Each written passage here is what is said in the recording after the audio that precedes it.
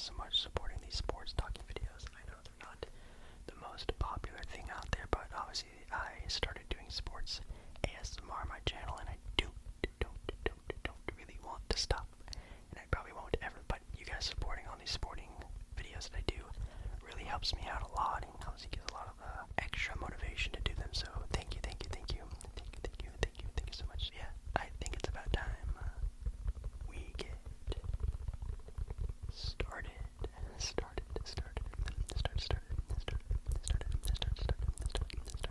Alrighty, so we are now currently looking at a certain someone who actually gets paid the big bucks to talk sports, to talk basketball, and they actually created a tier ranking themselves. I think it's more of like a tier pyramid, if you want to call it that. It's actually the sports analyst, writer, whatever he is, Nick Wright, who has some good takes sometimes. Sometimes it's a little bit crazy, but what sports analyst on TV isn't a little bit crazy. And it's pretty interesting. I've only seen the top 15. I've seen the top 15 because that was like the main sort of thing on the article or whatever, but I haven't seen the rest of them. And apparently this is 55 players, so not even really top 50, top 55 again. Sorry for the clickbait. There's not really a way I can show this any better than what I'm going to show you now on the screen, because this is the way they presented it on TV. I wish there was more of a better slideshow of this type of thing, but here we have the first 3 rows, so that's 28, 29, 20-ish again. So how a pyramid tier ranking goes is basically everyone on the same level are equal. It can be flip-flopped in any direction. It's not ranking them individually in order. It's just everyone on that tier is about the same. You can flip them around any which way you want to. And this is how, again, an analyst who watches basketball probably way more than I do has to say about it. So here we go. From right to left. Boom.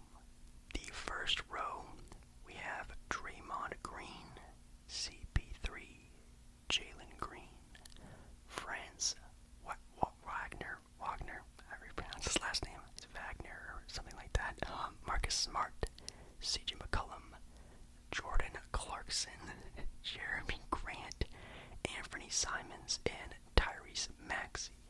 We're not going to look at the other ones, just pretend you didn't see the other lines yet, but holy cow.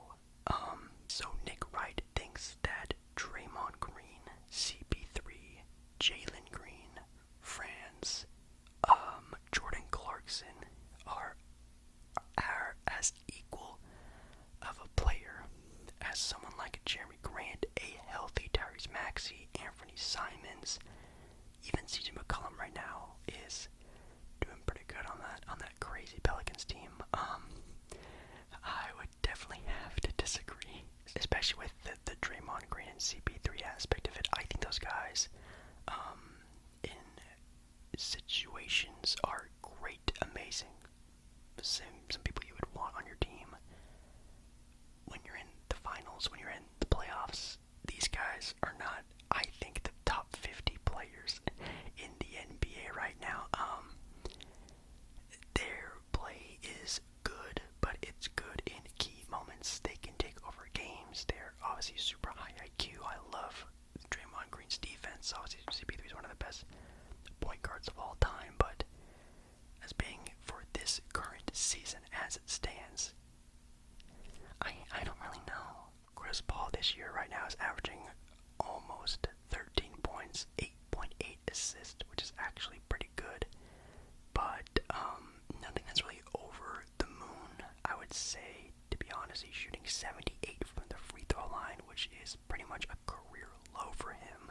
Draymond Green has never been a statistics guy, but obviously we all know the Golden State Warriors this current year are struggling a lot, mostly due to health and things of that nature. Draymond Green's averaging 8 points, 6 rebounds, and 6 assists. A pretty typical Draymond Green type of year. I think, of course, Maxey, Simons, Grant, CJ, those are all pretty much locks for me. Jordan Clarkson is kind of interesting, having a guy who's kind of like a is interesting. Of course, Marcus Smart, last year's Defensive Player of the Year on probably the best team in basketball right now, and the Celtics also kind of makes sense. France is interesting. I'm not going to disagree with it. I think he's almost there to being there. Like, he is right on the cusp of being sort of a top 50-ish player. In my opinion, he's like a future all-star. I understand that Jalen Green's sort of on that same tier. But Chris Paul and Draymond Green, that's interesting. Then we're going on to the next tier of guys. Again, from right to left, we have Klay Thompson, which again, I don't know, Domantas Sabonis, wow, DeJounte Murray, Andrew Wiggins, DeAndre Ayton, Desmond Bane, Brandon Ingram, LaMelo Ball, and Lauri Markkanen. So again, do you think DeAndre Ayton is playing at a similar level to someone like Sabonis? Answer that same question, but with Klay Thompson. In my opinion, probably not. I think Ingram is great. I'm going to maybe even argue him going into that next tier. Same thing with how Sabonis is playing right now in the Kings. They might not even have to worry about the play-in this year, which is kind of crazy. But Andrew Wiggins, when he's fully healthy, that does make sense. He's a very good do-it-all player. Ingram, like I said before, I think definitely deserves to maybe be a little bit higher on the ball. I understand it because he's been a little bit injured this year, so it does kind of make sense. He's a little lower than maybe what a lot of people think of him. And also the Hornets are just not in a good spot right now, so that makes sense. And then Lauri Markkanen. Lauri Markkanen is an interesting one because we all know that the Utah Jazz are in an interesting spot because they want to be bad, but they were playing really good, but now all their guys look to be like maybe players that they're really not, you know what I mean? Like maybe, stat sheet stuffed stats. Maybe, I don't know. Lauri Markkanen this year's averaging 23 points and 8 rebounds, when before his career high was 18. So that's tough. Oh man, I think Klay should probably be on the list, but maybe drop him in the tier down, and maybe even also with DeAndre Ayton. I think he's a good player, but Thompson this year is averaging 18 points. DeAndre Ayton is also averaging 18 points, 9 rebounds. So I get it. I think they are very good and talented players, but they're just not the players that they should be. Both Klay and DeAndre. I think maybe you should argue they should both drop down a tier. Maybe someone like Jeremy Grant, or I don't know, Tyrese Maxey, if you like him a lot, can go up a slot maybe. I don't know, but yeah. Then for the tier right above them, we have Kawhi Leonard. He has Paolo Banchero, holy cow, Karl Anthony Towns, De'Aaron Fox, Zach LaVine, Chris Middleton, Evan Mobley, and Bam Adebayo. Interesting. No offense, Paolo Banchero.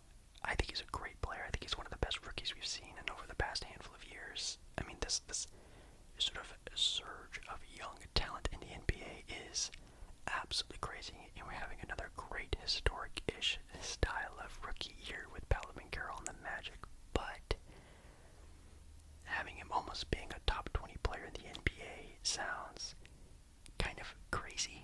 I mean, it could maybe be true because he is the best player on an NBA team, which they're 30 teams, so it kind of makes sense, but man, I don't know.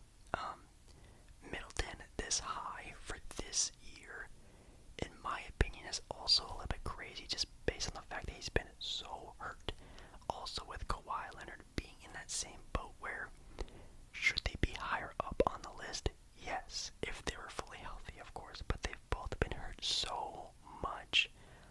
It impacts them so much on being this high, so it's kind of hard to sort of look at Kawhi Leonard and think of him being at the same level this current year as someone who's like De'Aaron Fox, who's battling with that Kings franchise and pulling him into the playoffs, or Bam Adebayo on the Miami Heat being such a good two-way player. It's really tough, especially if we're doing it on this year. I mean,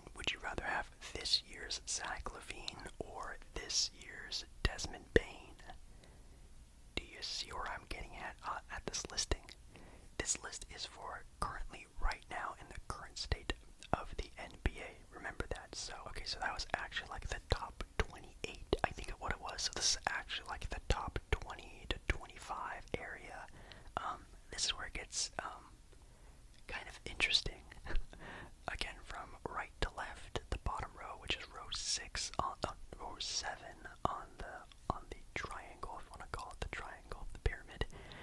We have Kyrie Irving, Bradley Beal, Darius Garland, Pascal Siakam, DeMar DeRozan, Drew Holiday, and Tyrese Haliburton.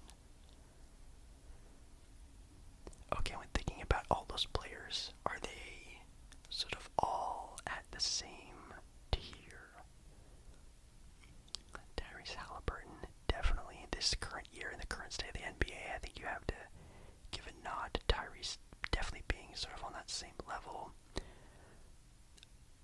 Bradley Beal, I guess, but he's also kind of on the hurt train, so I don't know if you would sort of take that into consideration like they did Kawhi, or Chris Middleton.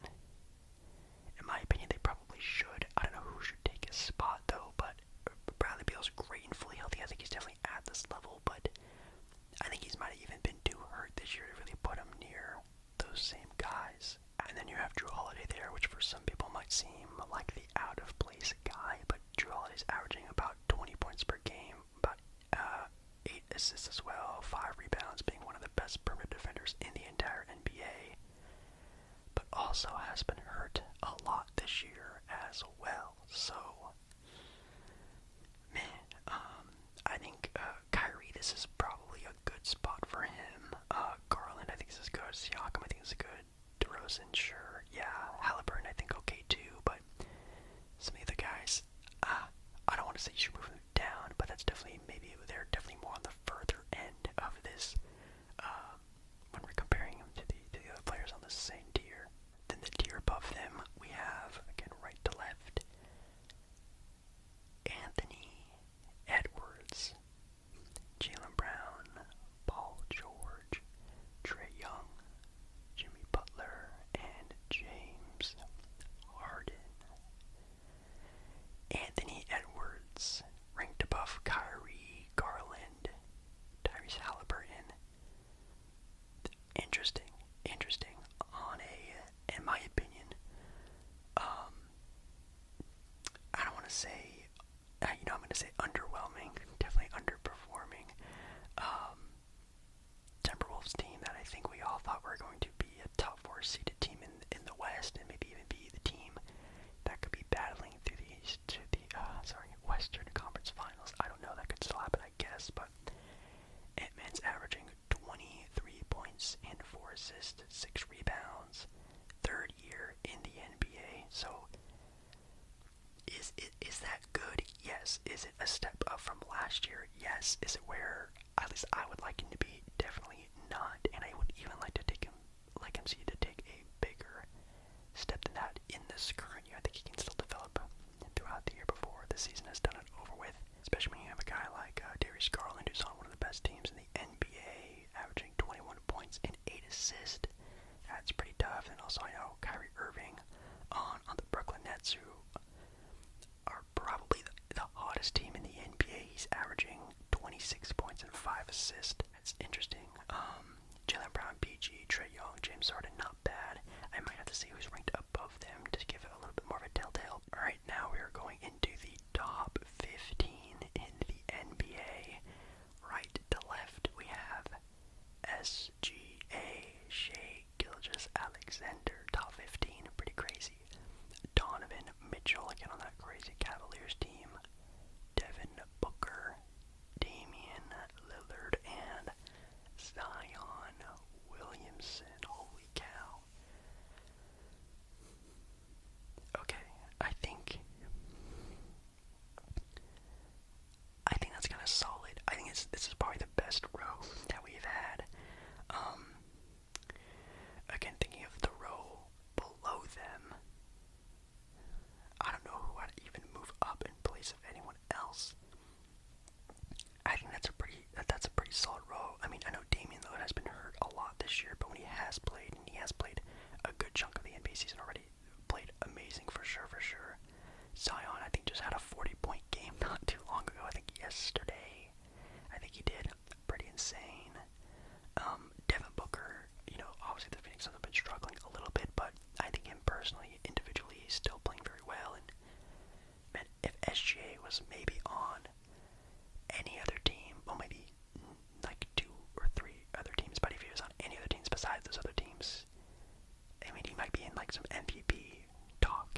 conversation, to be completely honest, and in my opinion, he probably is going to be and should be an all-star this year.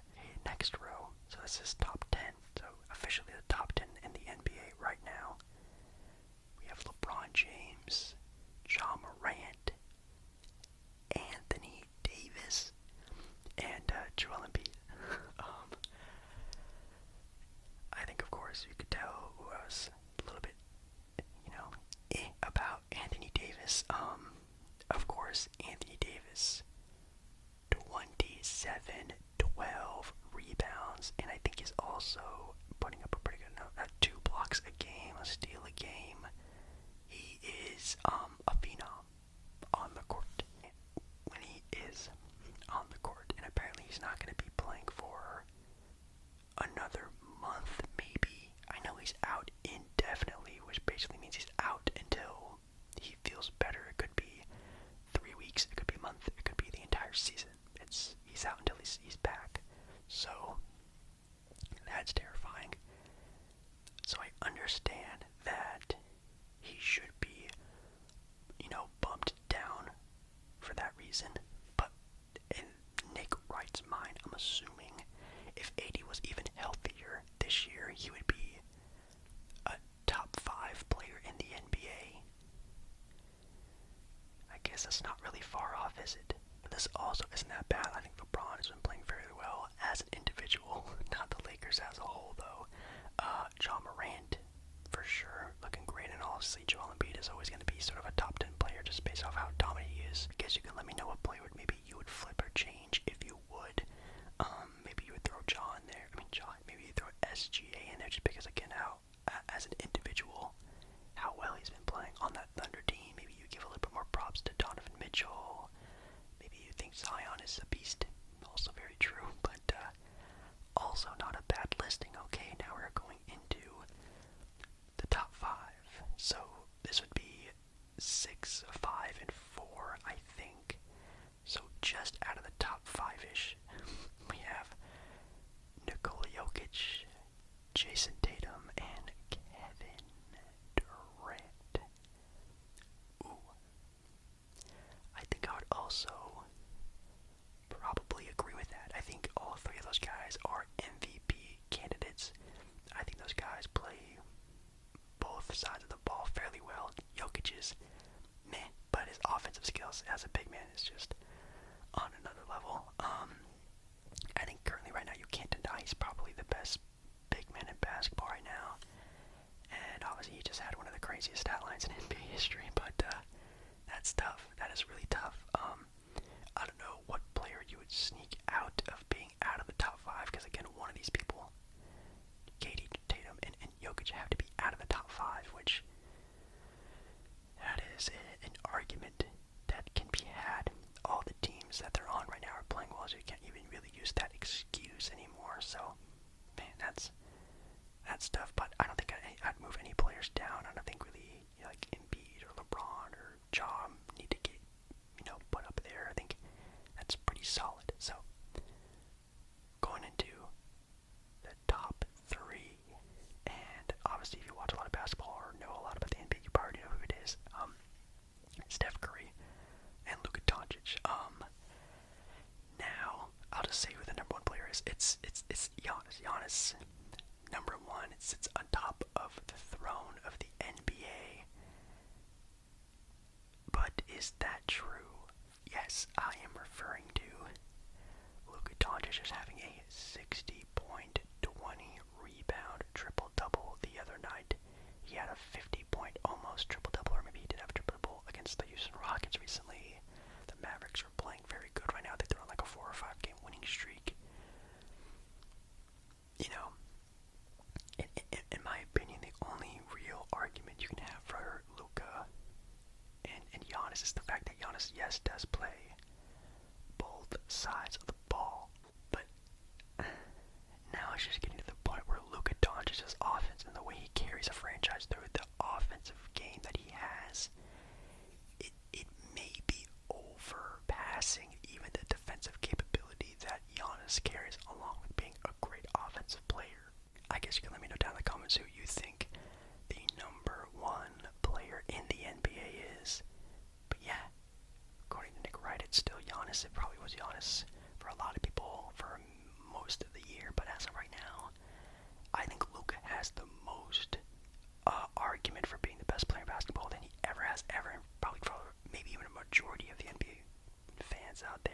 bust, whatever. Right now, might have Luka, number 1. But I think Nick Wright's list is actually pretty good when it's at the top half. I think the top 15 look really good. I think, again, I don't think I'd really change anything about this list. You can let me know if you would. Then you go to the tier below them. Rose 6 and 8. Those were okay. Again, Anthony Edwards just he's the sore eye to me for some reason. Everyone else on there looks good. You could probably mix and match any which way you'd want to, but I think that's actually also pretty solid, not gonna lie. And then Rose 8 to 10. Again, Chris Paul and Draymond, DeAndre Ayton, having Zach LaVine over guys like Desmond Bane, who's, Zach LaVine's having a struggling year. A rookie in Paolo Banchero in his first year, Lauri Markkanen, Jordan Clarkson even. Like, it's getting a little sussy there. I'm sure you could definitely argue all of these players being in there, which obviously, of course, you can, but Julius Randle, RJ Barrett, I know there's some Knick fans out there that might feel some type of way about this, but I think Randle maybe should be on this list. RJ, you can maybe argue, but I think Randle isn't. He's actually having a pretty good year this year, so the Knicks have just been falling to pieces every game at the end of them, so I think Randle's not a bad name to throw out there. Of course, obviously, like Russell Westbrook is not on there. Ben Simmons isn't on there. Rudy